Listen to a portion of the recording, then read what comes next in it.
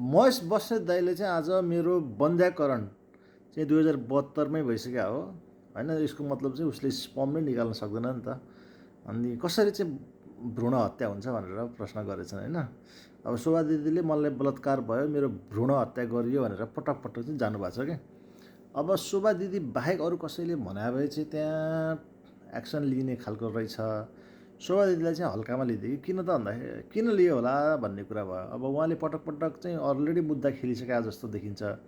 अनि विवाह पनि उहाँले धेरै पटक गरेको होइन। अनि यसमा चाहिँ सोझो केसमा चाहिँ महेश बस्नेतलाई फसाउन अदालतले त्यस्तो लिएको जस्तो देखियो कि होइन। अदालतले यदि चाहिँ उनी निर्दोष जस्तो देखायो भए त होइन महेश बस्नेतलाई चाहिँ कारबाही हुनुपर्ने हो। त्यो उता हाम्रो सागर लम्सालको केसमा चाहिँ अब अमेरिकाबाट चाहिँ एउटा फेसबुकको पोस्ट हाले भरमा चाहिँ च्याप्प समातेर लगिदिए। महेश बस्नेतलाई चाहिँ अदालतले नै त्यहाँ समात्न मिल्दैन है भनेर भन्नु भनेको त कस्तो खालको कुरा हो क्या। चाहिँ गम्भीर छ क्या। अब शोभा पाठक चाहिँ अब निष्कलङ्क एकदमै शुद्ध मान्छे जस्तो त देखिँदैन कि। उहाँको पनि पटक पटक बिहा हुने फोटो पनि धेरैजना मान्छेहरूसँग आएको छ कि। म हालिदियो भने म हालिदिन्छु होइन।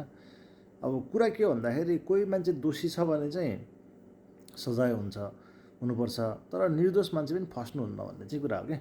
र कोही मान्छे चाहिँ यस्तो कुरामा फस्दाखेरि उसको परिवारमा ठुलो कुरा बित्छ क्या। महेश बस्नेतको परिवार छ होला नि त, श्रीमती छ, छोराछोरी होला होइन।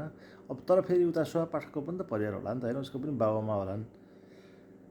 त्यसले गर्दा यसमा चाहिँ कसैको साइड लिने भन्दा पनि यदि कोही दोषी छ भने चाहिँ कारबाही हुनु पऱ्यो। अनि सेक्स भन्ने कुरा सबैलाई चाहिन्छ कि, ठुलो कुरै होइन कि होइन।